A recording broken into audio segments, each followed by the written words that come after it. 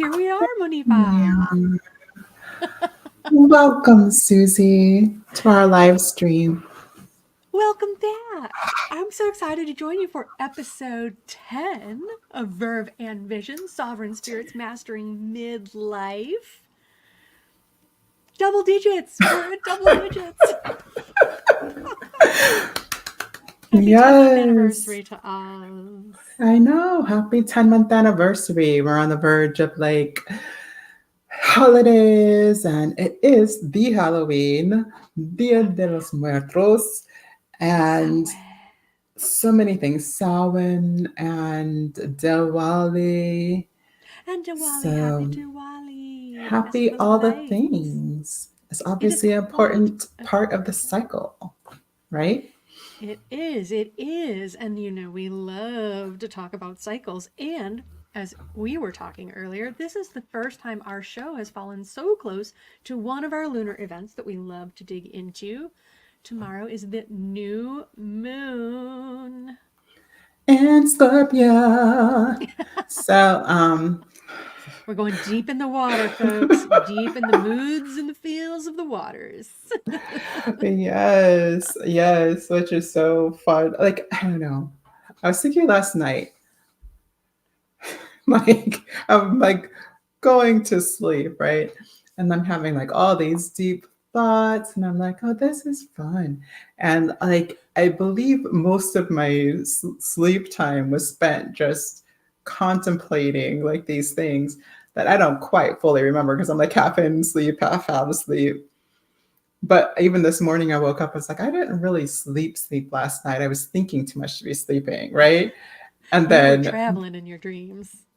but I woke up. I was like, but I kind of love it. And I'm like, oh my gosh, that is so me. And I think that tells you all you need to know about Scorpio energy. Has anybody else been having weird dreams, more intense dreams, or trouble sleeping lately, more interrupted sleep because your mind is going all the places? Let us know in the comments. We love to hear how it's going for you.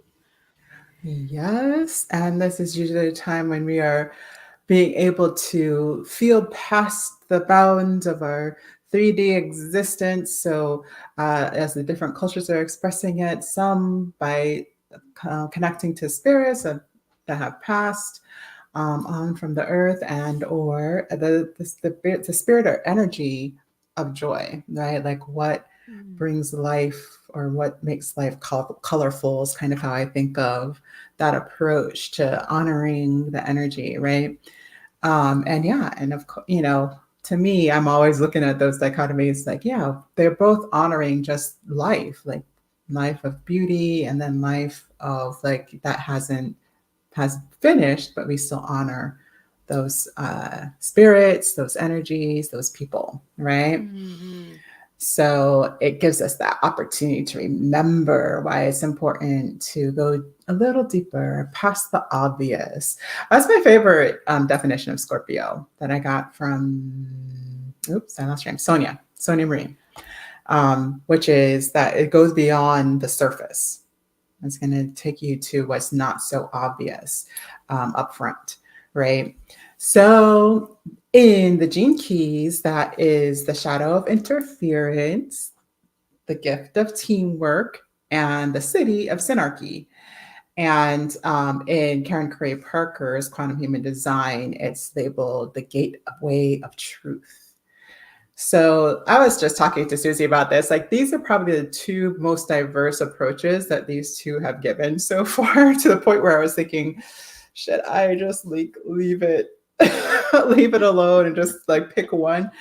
But I think they're both important in their own ways. And Karen Curry Parker's approach to understanding the challenge of getting stuck in past patterns of like how we used to think of people, relationships, circumstances, possibility, right? So this is even going to come up in our book choice for the month of the one thing of how when we have a certain perspective on something that we think is anchored and never going to change, then we don't allow ourselves to grow into a new higher level possibility or the full extent of what's available for us. So That's the challenge of this energy of like, are we willing to face the truth of what those circumstances are? Maybe that was true in the one experience, and whatever makes us not want to do it again. But in the moving forward, does it mean it's like kind of always be that way? Is that true? Right? I remember an earlier book that we Mm. did. Um, like Wise that's a Miss good question to INTD. ask, Is it right? true? Is it still true? Is it still What makes true? it Is it true? always true? Or is it something that we can maybe just take our wisdom and maybe be better prepared and move into a new possibility of that, what can be true for us in that circumstance, right? And so optimally is that breaking past patterns and allowing us to be able to deal with possibly facing pain. Doesn't mean you're going to actually have to, but you have to be willing to have that possibility if you're going to experience anything new. And that's what Mm-hmm. is really kind of unveiling in this new moonness, right? Like if you're going to go for it, like how much are you willing to like allow something that's unknown that could possibly go wrong, right? So the unbalance, it looks like being paralyzed, not wanting to do anything, not making new choices, not wanting to move forward, getting stuck in those problems and like not asking questions. So like that's another thing that's coming up in the book. Because if you're like not asking questions, then you might think, oh, it's the way I think of it right now is the only way I will ever think of it. And that's just not what we're here for. We're here to ask questions and to see what other things are possible. Maybe you can not, like I was talking about going into the forest and the scary thing being in the forest to Susie earlier. And so maybe you don't need to go in the forest. Maybe you can go on the stream, around the side, whatever, like there's other possibilities. But if you never ask the question, then you're just going to think, oh, I can't go past the forest, right? So, yeah, don't get paralyzed by that. I have a quote for you guys. Through my insights and awareness, I help others break free from past limiting patterns and learn to find the power in their pain. So, this is being willing to step into pain for the treasure, right? And find the blessing in their challenge and help them align more deeply with an authentic awareness of their true value and purpose. I love using the ones that I think our Sarban women will be interested in, because the truth is that if you're leading other people through these things, then we have to do them ourselves. Like that's how we usually will step up, is because we want to help others, right? So if you want to help others do that, we get to do that for ourselves first. So yay. And then the shadow of interference. So this is basically like one of those molecular level influences, and I guess all energy is, but in this form, it's about how we are sensing that energy, right? Mm. And how that energy is coming into us. And so for people that especially have this energy as part of their chart predominantly, they can a lot of times cause an energetic change before they say anything, do anything. So a lot of times interference just looks like that molecular shift in the energy of the room, right? I know Susie's heard this one. I'm sure we said it before, but when mama's happy, everybody's happy. Have you heard that statement? Usually because a woman's emotion is felt energy, right? And so when you can know that, oh, like, mom's so happy. Did I clean my room? Did I wash the dishes? Did I make the bed? Like you go down the Did I do list my part? to see if you're the reason that mom's not happy, right? And that's just part of the natural way where we're growing up, like what keeps us like, fed, in other words, and the family. And we tend to bring that out into the world, right? And so it's being able to tell when that energy is changing and what people's energy is when they're walking into the room. This is how we decide who's on our team and how teams are going to form if they're kind of given to us, right? Like our families were just given, you're just like, oh, okay. So I guess you have your purpose over here somewhere where you're like, you do the mom thing and then you do the dad thing, right? We usually have like kind of assignments of who does what in the family. And it's the same thing for teens. So this is about like, are we noticing who's actually built or for us? Right. So this can look like being the fear here is to be being hurt in a relationship. So it can mean that you're distrustful, and so you never want to get to know anybody new, that kind of thing. Or you can be misjudging, where you think you're making the right choice, but you keep getting the wrong partners, or they keep getting betrayed, or no progress is made, whatever may be happening. You're just like, why do I keep making these decisions, right? And so if we are not recognizing, it's kind of the same thing. If we're not recognizing the pattern of why we're making those decisions, right? Then what? But this is directly tied to your smell, your sense of smell. Hmm. So like it smells off, it smells on. Something fishy about this guy, Part right? of that primitive Like, brain, like it's a deep knowing. yeah, we use it all the time. So yeah, and I've seen this already come up for people. Like it's, sometimes energy, it's not just the day of, right? It's the time leading up and as time after, depending on how energy is running for you, it might show up earlier than for others. Or it could just be part of what life is like. This is first and foremost. You better get ready because we need this energy to move this forward, right? And so I've heard a lot of stories already about like people evaluating the relationships and breaking up, or deciding that they're not going to work with somebody anymore, or deciding that they need more help or they need more support, and like reaching out to get that. So like, how is that functioning for you is the whole point of having this conversation. And are Mm. you asking those questions for yourself so that you can get the most out of this in order to create bigly, which is going to be part of our the one thing. So if in order to create big, then you definitely need this energy, because we're not, it doesn't happen by yourself. It happens in teams, it happens in communities. So that's how big things are made. I love it. Yeah, we don't have time for Yes. interference. I mean, recognizing it and seeing the shadow, but not being afraid of it, just being aware of it and not letting that interference, put static in the line so that we can connect with the people who are going to help us make easier work of the big things that we have in store.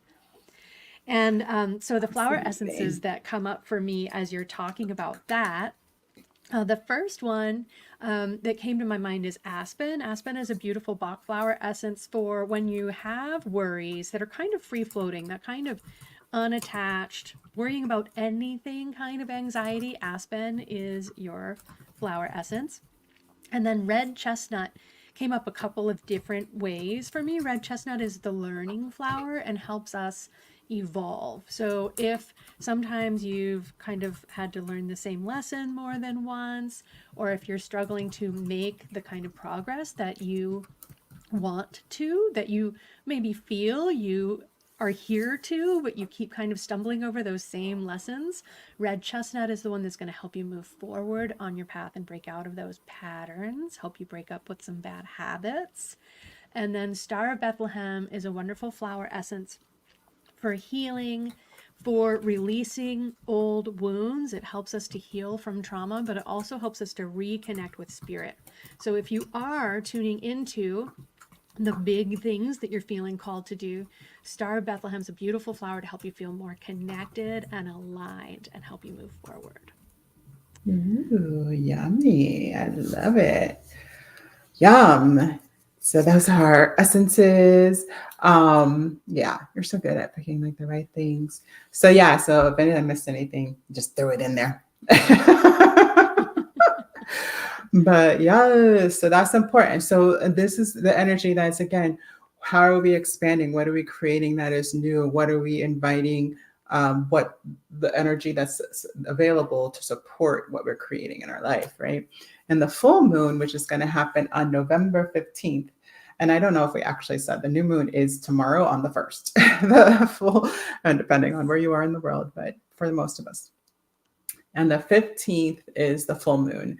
That will be in Taurus, which is nice, right? Because I feel like a lot of the energy has been so transformation oriented that it's like we just need some level of feeling solid and grounded. And Taurus is that earth energy, right? So that's really yummy, like feeling. And at the same time, it's also telling us how how do we ground transformation, right? So in Karen Curry Parker's Quantum Human Design, it is gate 23 transmission. So it's essentially like how are we sharing things? And then in the Gene Keys 23 is the shadow of complexity. It's the gift of simplicity, and it's the city of quintessence. And if I didn't say it before, city is how I think of how the energy applies to all of us at the same time, and it's burgeoning, and how it would look in community, right? And Um, city is spelled Siddhi, not the way you might be thinking, as in the cities where people live. So, city in a different exactly. aspect. That's from that tradition. I believe it was a Vedic tradition, and so yes, so like this challenge is that we are not recognizing the inevitability of change, which I think I forget who said it, but that the only constant is change. And that's something that I believe wholeheartedly and like totally live by and do all my work by, is that if we're trying to ignore that, then we're probably going to run into some problems of trying to perfect things and never and always missing the mark, because time is always evolving it.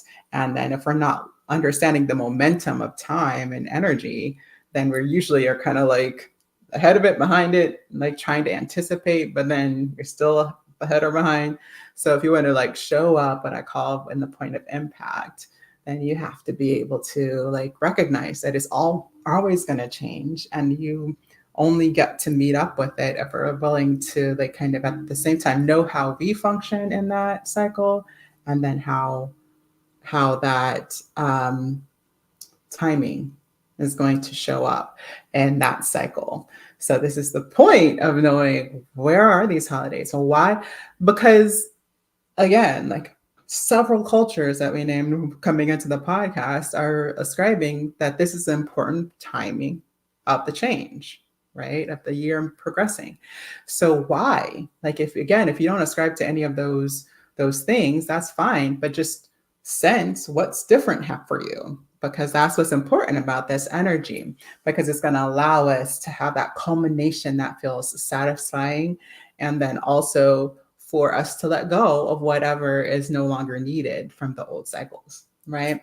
So that transmission is like saying not to jump the gun just because you don't know if people are going to go with you, right? So this is kind of this, how do I explain this? This is kind of how I think of sometimes extroverts, honestly, because they're always like going, going, going, and they're always, it's not always, but some people are really friendly and always gathering new friends and like new people, never questioning like, is this a good friend to gather, a bad friend to gather? Is this like something worth putting time and energy into? And I think introverts are always asking that question because they're like, I don't know if it's worth not reading for the rest of the day. I don't know, like how good, like how cool is this person? Like how much do I really want to spend that time, right? But I think extroverts tend to like just jump into it. Optimally, we're recognizing that time is actually telling us things, like, so we're recognizing that, oh, this is a quintessential moment amongst the world, so let me tap into that. There's a transformation available, there's wisdom here, right? And so recognizing the wisdom that's available in this now moment, not needing that it mean any one thing, right? So this is like, well, I celebrate Samhain because the darkness is what tells us what's possible, and the creative possibility is exponential. And I celebrate the light. I'm Diwali. I like to share colors and da da da da da because I all the only light is beautiful all the time for everything, right? So if we're not recognizing like what is important about those things, we can get off track real quick. What happens a lot of times is that we feel like people should be available for this new wisdom that we're perceiving in our understanding of the change. And that's the transmission, right? That's like kind of your intuitive download from that understanding.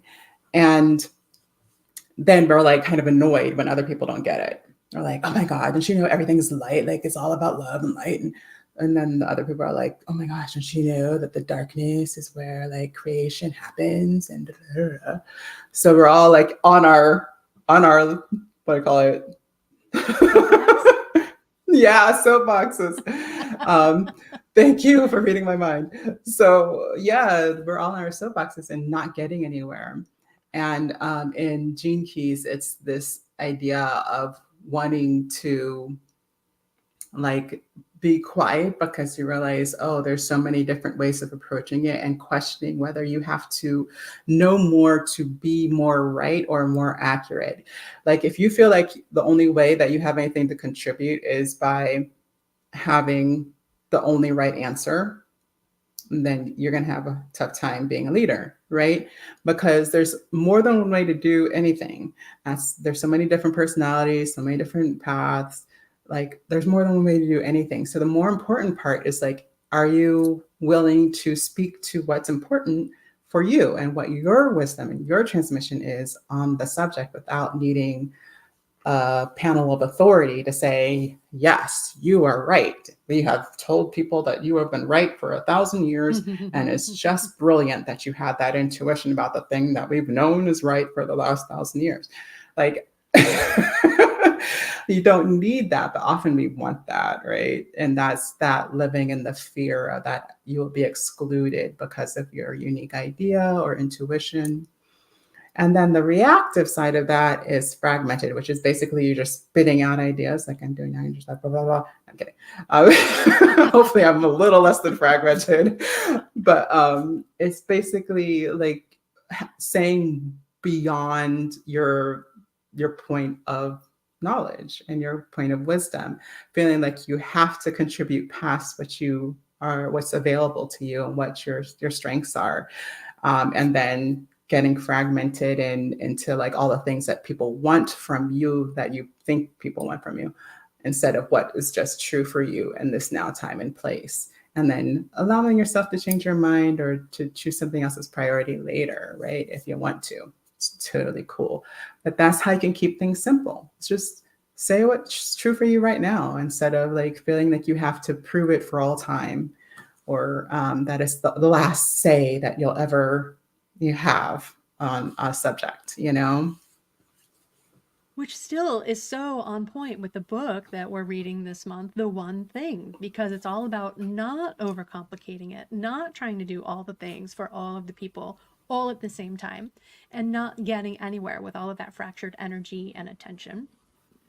And so Yeah. the flower essences that are coming up for that full moon, first is walnut. Walnut's a beautiful flower essence for transitions, for having peace with change and welcoming that evolution. So walnut is a great flower essence for that. Vervain comes up as a great flower essence for that passion. When you're on your soapbox and you think everybody should understand the truth of what you are saying and you're not hearing what other people are bringing to the table, Vervain helps to calm that fervor a little bit, helps you release that, clutch of power and be more open and a little more flexible. So it helps you really relate better when that starts feeling difficult. I don't know if anybody can relate to that right now, but just in case you need a little support in that regard, Vervain is your friend. And then impatience comes up. And let me know if you think this feels right, Monifa, but I feel like with this propensity that we have towards moving towards complexity, trying to have a solution and answer things when we're struggling to feel centered and in control, we start to throw things out there. We try to act quickly instead of being okay with the peace of the process. So I feel like impatience is the flower that helps us foster patience so we can be at peace with this process of unfolding and recognize that power of simplicity so we can get plugged into that quintessence of what we can be creating, what we can be speaking, where we can be coming from. It's so good. Yes, that unfolding possibility is how I heard that. And then, like, yeah, and the I don't remember what you actually said. I just remember what I heard. The quintessence. That's what matters. What you heard is what you need to hear. And that's why I like the word quintessence. Like when I first heard it I had never heard it used the way, or read it used the way it's said in the Gene Keys. I probably heard it. But yeah, but it is this like the essential piece, right? It's like there's essence, which is the almost elemental quality of a thing, and then quintessence is the transcendent quality of a thing, and so it's just like a really cool word, and then like one of my favorite words is quintessential, which is something that I ended up saying on purpose on accident. I don't know. Yeah, sometimes I don't know, depending on my brain. Probably on purpose. But yeah, I think one more thing I want to say before we move on is that there's a couple questions that came with the 23, right? With the Karen Curry Parker, which are, do I trust what I know? And what comes up for me when I know something and I don't know how I know what I know? Oh. So this is basically our relationship with our own intuition, right? And like our willingness to share our intuition and our truth based on that intuition. So it's good stuff. Like November is going to be fly.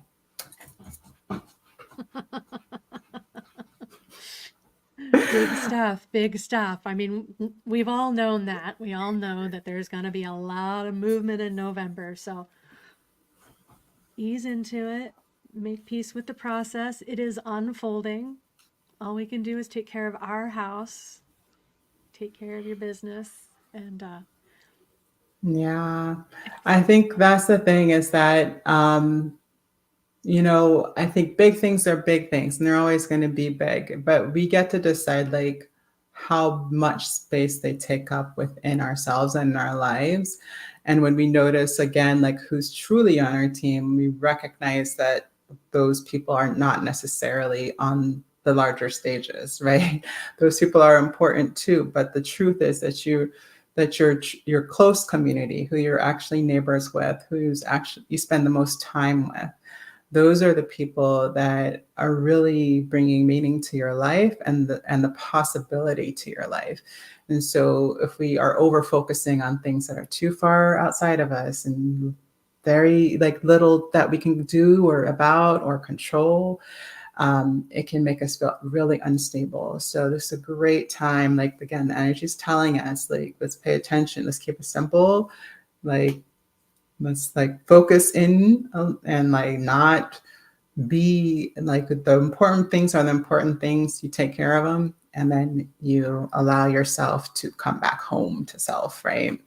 So yes, that's my rec. yes, ma'am. I see so many people putting a lot of energy into the things that are outside of our control. And we don't need to feed into that energy. It has enough behind it. If we take care of ourselves and hold our peace, we can be the peace holders and the light holders and bring a little more stability to all the fluctuations that are unfolding in so many different ways. So absolutely. And that's how we're most influential, guys. That is the best way to be influential. When you have that groundedness and that connection, then people will hear you more clearly, right? And so when it's important to speak up, then you'll have that ability to do so. And then you'll connect and it'll make an impact. But if you're all over the place, scattered, fragmented, right? Then people aren't going to hear you anyways. You're just spending a lot of energy for no reason. So And fall is yay. the time of year to conserve, to call it all in. Thank you, Monifa. Yes. I always love the insights that you bring with the gene keys and the human design and all of those aspects. It's so helpful to kind of get a bird's eye view of what we're walking through. Thanks. Thank And you. now we're going to dig into The One Thing, a really terrific book by Gary Keller and Jay Papasan. Forgive me if I got those wrong. I think Monifa will keep me honest. This is a book we both had read, or at least started in previously. I can't say I finished it previously, but making more headway this time, in time and on time, of course. The year is slowing down, it's winding up. It's the season where we start to think about the goals and the plans for next year. And so this is right on time. Instead of falling into complexity, as you just heard us talking about, let's roll it back and let's find the one thing. One thing. Yeah, I think this is actually perfect timing, right? Because I think the we had some pretty complex books coming up into this one too. And so it's nice to be able to be like, okay, how do we simplify?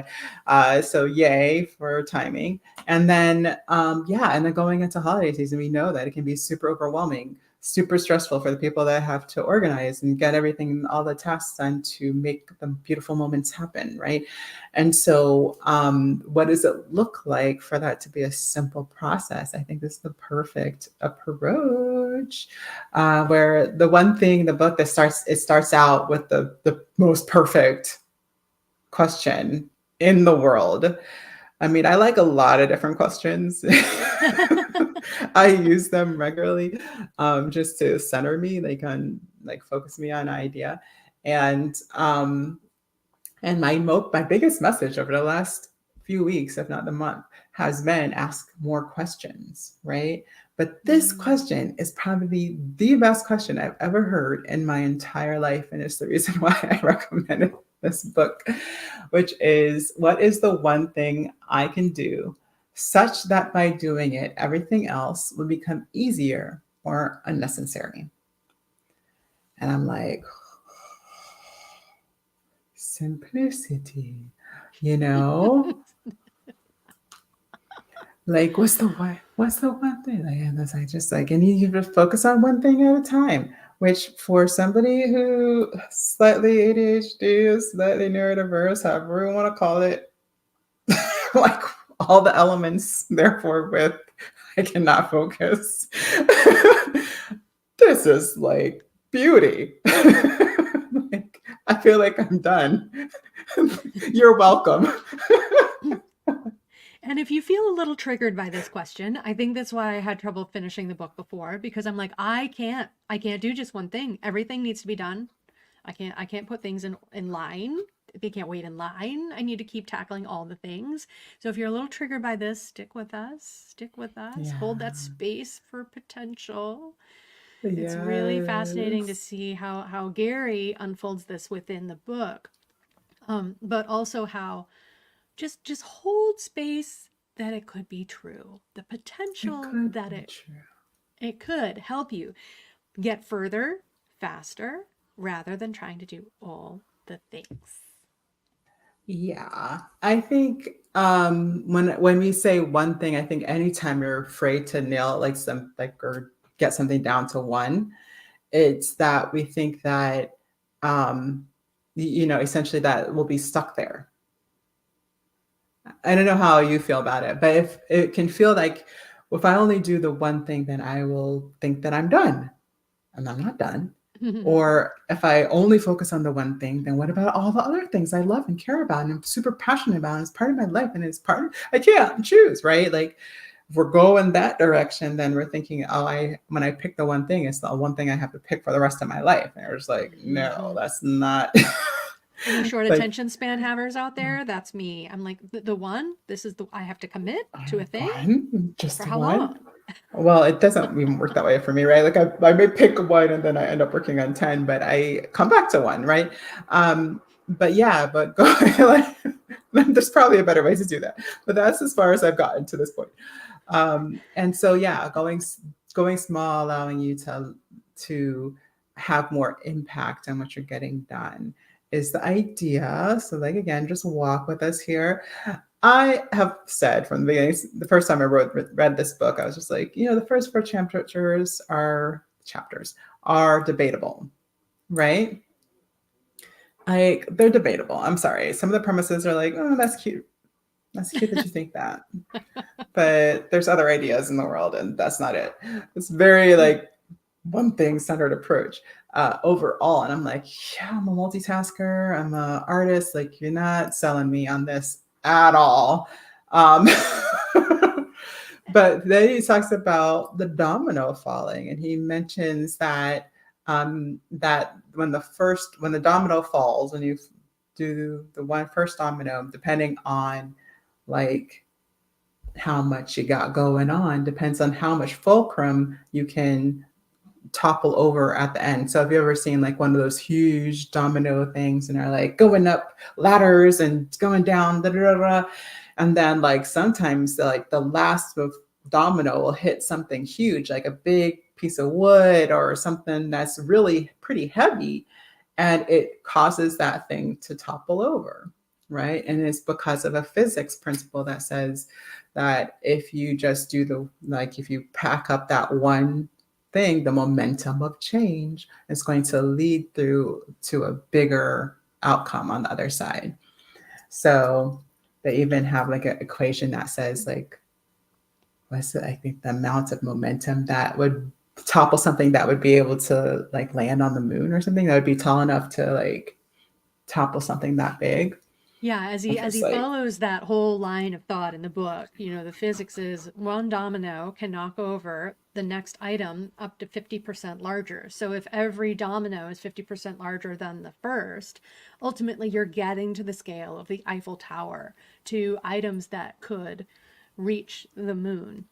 It's like building on that mm-hmm, compound effect. It's all about that, just continuing building on what you've getting and using the power of momentum. But it's really fascinating to think about it. When you put all of that energy into a focused path, how much energy you can build up because you're not scattered in different directions. It reminds me a lot also of the book Essentialism, with an image that's always stuck with me, with a circle with arrows going in a bunch of different directions, representing all of the different things we want to put our energy towards, versus the circle with one arrow with all of that same distance but in one direction, and how much further you can get with it. And I do think, Monifa, as we're talking about the first like four chapters, as he's building the case for the one thing, he's trying to overcome things like multitasking, choosing only one thing to focus on, working smarter instead of harder.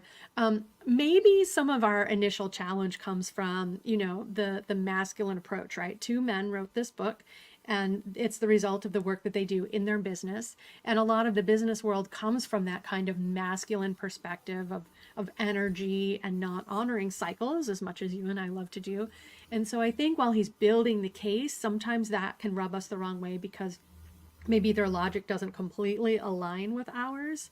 So mm-hmm. I agree. The book picks up momentum as we get more into chapters 5 and 6 and beyond. And then you Yeah. start to really like, okay. And so what if that were true? All right. I'm willing Yeah. to suspend disbelief. Yeah. Yeah, it's interesting. Yeah, because even like when we're talking about the success leaves clues, that it is those things that okay, so he has 6 lies about success. And I'm like, okay, yeah, I agree with a lot of this stuff. It's just like little points, right? He says that there's a lie called everything matters equally, that I have too much that has to be done, right? Is usually the thought process of something, and that ends up happening when we say everything matters equally. And this I get, but like, because I feel like everything matters equally. I feel like all people matter equally. I feel like, depends on the person and the event and the whatever. Like, I feel like everything's available then until we have like quotients that make it make more sense, right? But But he's saying that that's one of the things that keeps us from being able to focus on the one thing. And I'm like, okay, you're starting to make a little sense. And then he has the multitasking, and I'm like, hold up, right? He says it's a Right. lie. We're 90s Uh, kids. We learned to multitask. Computers, I know. multitasking. They all came up together. Coincidence? I think not. I think not. Yeah, because he was talking about how that's where that origin comes from, even the term, right? Is that the only thing that was meant to multitask was a computer, because it's going to tell you how quickly can you get multiple processes done if both are acting to complete at the same time, which is essentially what RAM is for, but nobody talks about anymore. But that's like why you would want bigger RAM, is if you want the computer to be able to process your video and do your live and like do whatever else you want to get done, right? So those are the reasons why we want to be able to multitask. Like, well, if I can do all the things at the same time, I'll get everything done more, right? And that's this idea. It's like I'll get more done by doing more things at the same time, right? And I'm like, do we ever? I don't know, but I get that, because that is futile in my opinion. Like if you want something done well, you do focus on it. That's just the way it is. But and and there are some things you don't really care if they're done well. You just kind of want to do them. And therefore, multitasking is at hand and it will be happening because that's my life. Um, so yeah, and sometimes I will multitask something that I want to be done well, but honestly, like if I can't entertain myself while I'm doing it, then I probably won't get it done at all. To me, again, it depends on the person, some of these. Anyways, disciplined life, that you could have a disciplined life, he calls a lie. It's a lie. I need Mm. to be a more disciplined person. That they think, well, if I was a disciplined person, then I'd be successful, right? And I agree. This is a total lie. I am the least disciplined person in the world, but I have been successful at a few things that I care about, things that I easily focus on, right? And so just spending more time on the things that happen naturally for me have allowed me to look like I'm disciplined, but don't, you know, not an actual thing happening. And I think that's true for most successful people. They've just picked something that they can do a lot for most of the time, you know? Um, Willpower is always on will call. I love the way he tore this one down. Like I was like, finally, you say something that makes sense. As women, we can get on board with this. We It's can not totally us, get it. it's it. That is a lie. It's it. It's You it. want to talk about Hangry is that a thing. one? Hangry is a thing. Yeah. Yes.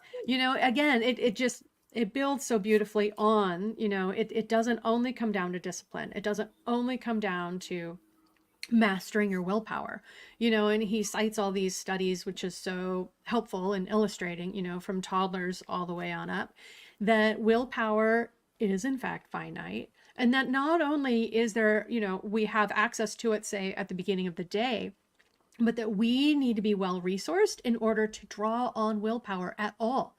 If we are not well fed, if our bodies are not nourished, if we're not rested, then we don't have it to draw on. So again, flipping the priorities and recognizing, by taking care of ourselves, by making sure we're fed and rested, then we can put priority where we want it, after we clarify the big question, what's the one thing that, is the most important to us? And then what's the one thing to do today, with the willpower at its height. So that's my biggest takeaway is, plan to maximize that instead of setting myself up for trouble. No more going to that email inbox first thing in the morning. That's for the low willpower parts of the day.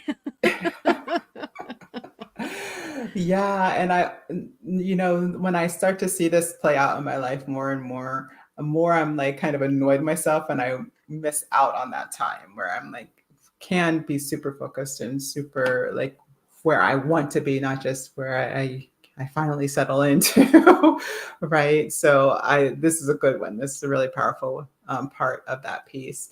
And then the balanced life. I'm sorry, that's yours too.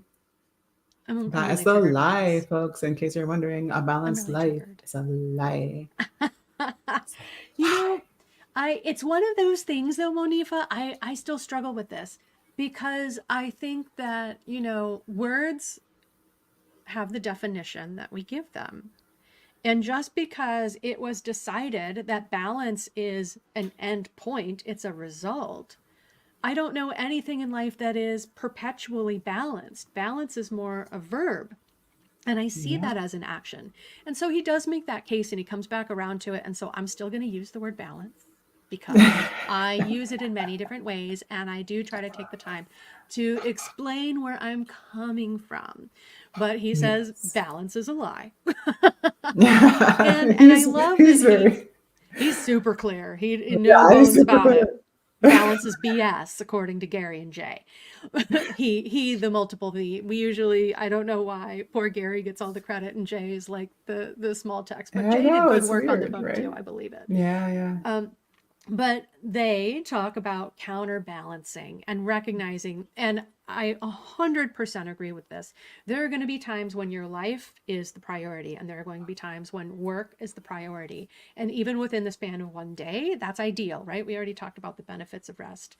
And so, counterbalancing it, recognizing when you're going to be putting more weight in one side, more weight in the other, and then finding those ways to counterbalance so that you can come back, so you don't lose your place and tip the scales and fall into one area to the detriment of the others. And I love that in the book, as he's just saying, what is your one thing, what is your priority, he also encourages you to look in all the aspects of your life: family, relationships, spirituality, work. All of those things have a place. He's not telling us the be all end all is your purpose in life. And you can still get to a greater one thing, recognizing that there's going to be times and places and buckets for these things. Yeah, yeah, absolutely. And I totally get like balance. I still use the word balance because I don't have any triggers around balance, right? Because because it is true. Like if I'm saying balance is because I'm recognizing that there is going to be imbalance, and I think of this again as a cycle. I think of a time when you're going to be imbalanced in order to have the effect that you want on a thing, whether that's a relationship or the business or the whatever, that's called the event. And so we need to know when we are in an event situation, we have to prepare for that. And then we have to have a way of like supporting ourselves and like restoring and all the things that are required when we come away from that too. But if we're just like, oh yeah, it doesn't matter, I'm just going to pour all my time into one thing for the rest of my life, and then like, oops, what happened to my family, like if then, Oops, why am I then burned you out? never recognize that there was another version or another timing of that cycle, right? um, and it depends on what's eventing at once and like how many things are eventing. I think that again, as a woman, we're very clear that like the needs of people can event at the same time as like things that have to get done, literally have to get done, right? And so when you say I have to focus on one, I have to either pick what has to get done or I have to pick my love or my family or my life, right? You're just like, no, I refuse. So I think we just have to recognize that, yeah, we just have to recognize that if we do that, then we have to also see what have we chosen, and then what's the point of restoration, which he does talk about in the application of this. So there's that. I guess that's enough about balance. And then the other lie is big is bad. It's bad. He says that sometimes when we feel like we were going for something big, we might get to a point where we say, maybe I shouldn't dream so big, because we might feel like we were failing in a big way because the dream was so big that we're like not even touching it, right? And so in my idea, like I've always loved big things. This is why I got into opera. I'm like, the bigger the better, like louder the better, the more stuff happening at one time, the better.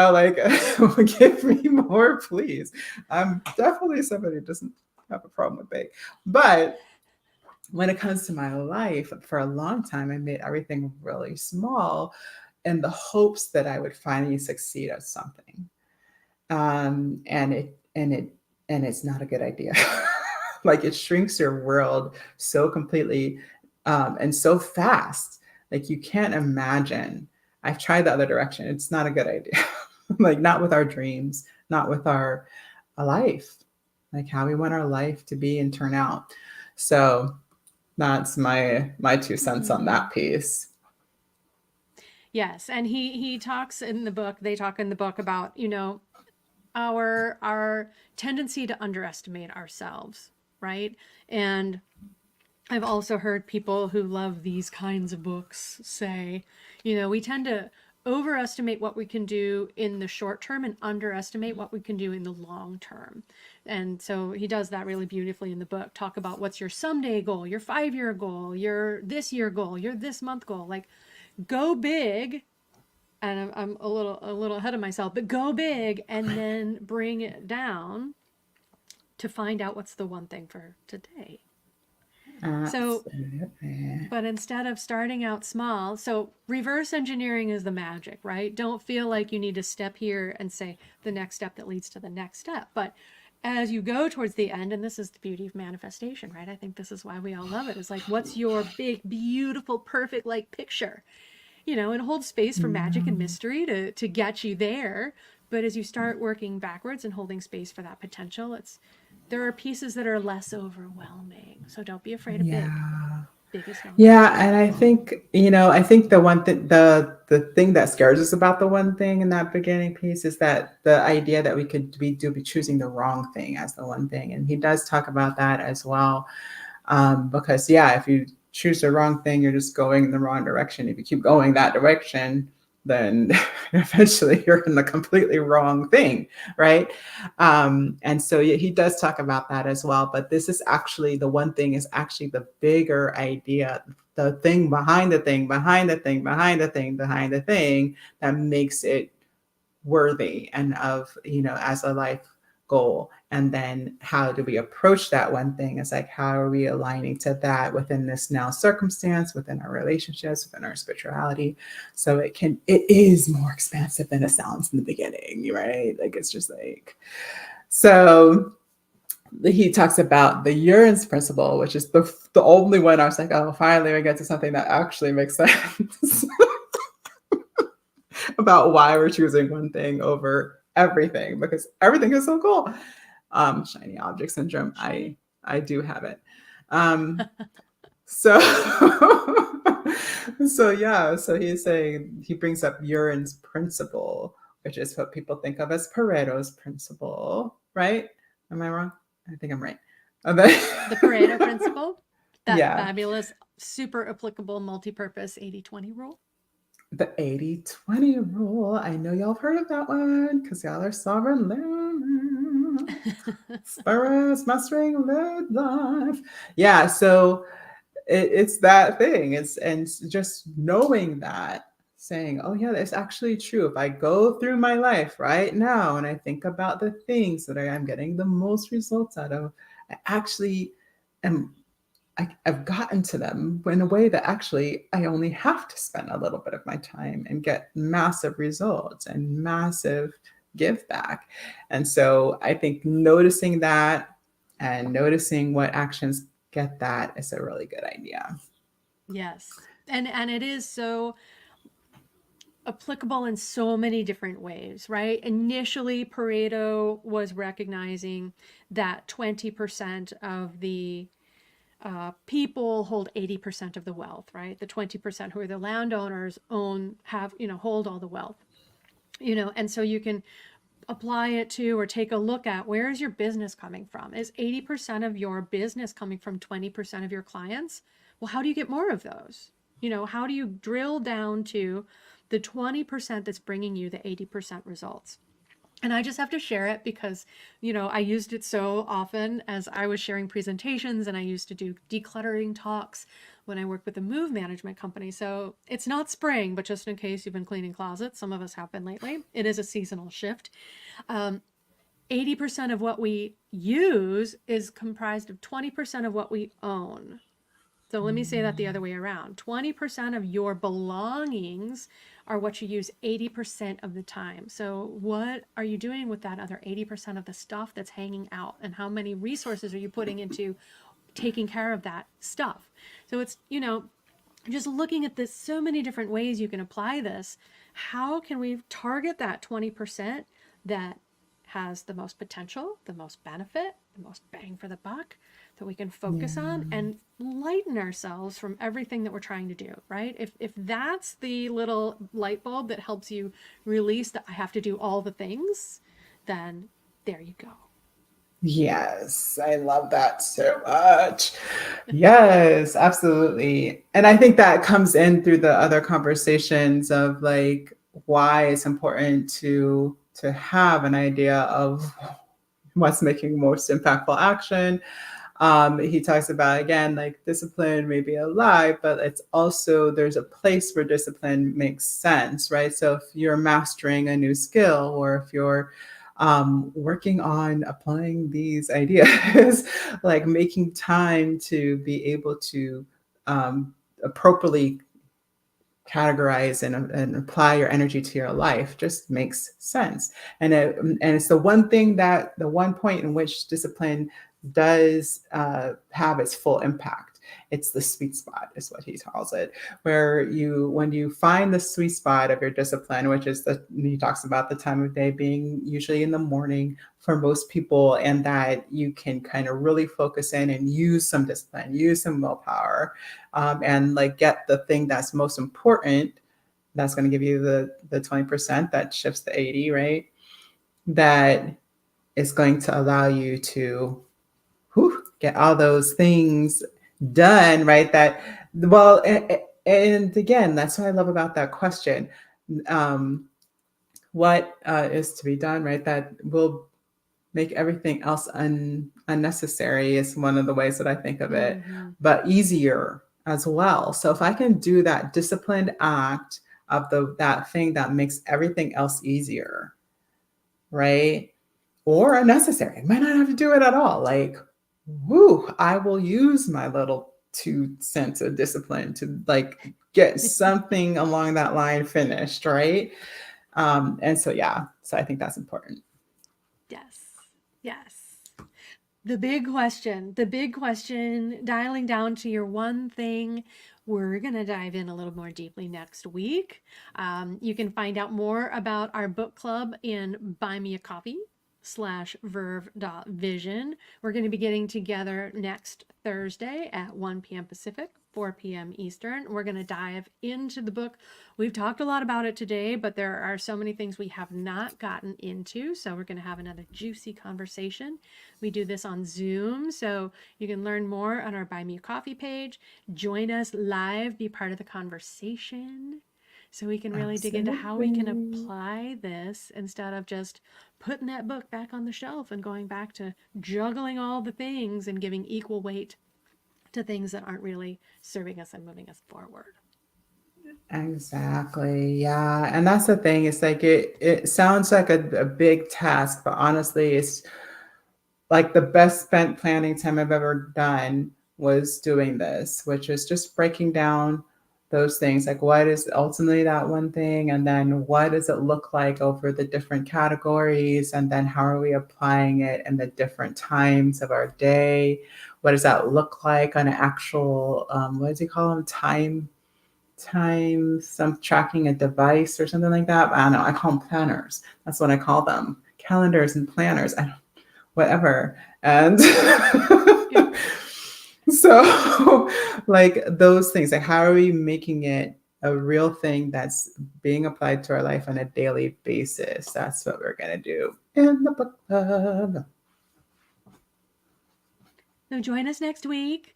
There's information online. Check it out. Come find with us. Come find us. Come play, and continue the conversation. And we love to hear how this is landing for you. So be sure to leave a comment, leave us your question, and we look forward to seeing you online soon.